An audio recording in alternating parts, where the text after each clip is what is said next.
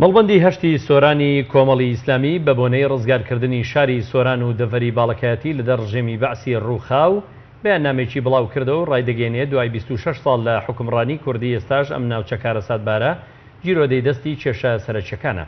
مەڵبەندی هەشتی سۆرانی کۆمەڵی ئیسلامی دەڵێ لە یادی ڕاپەڕیندا پێویستە ئەوە بیرخۆمان و سەرجەم خەڵک و حیزب و لایەنەکان بێنینەوە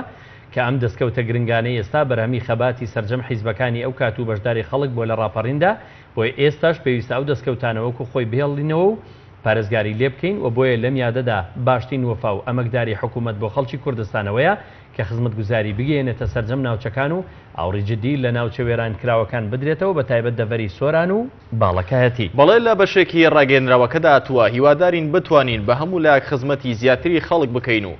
ڕاستگۆ وەفادار بین لەگەڵ خوای گەورە و خەڵکی خۆمان وە پێویستە ئەمیادە بکەینە هەوێنی بەخۆداچوونەوەی سەرجەم دەستکەوتەکانی ڕاپەڕین و نەیەشتنی گەندەڵی لە دام و دەستگاکان و بەرپاکردنی عەدالەت و دەستپێکردنی هەڵمەتی چاکسازی فراوان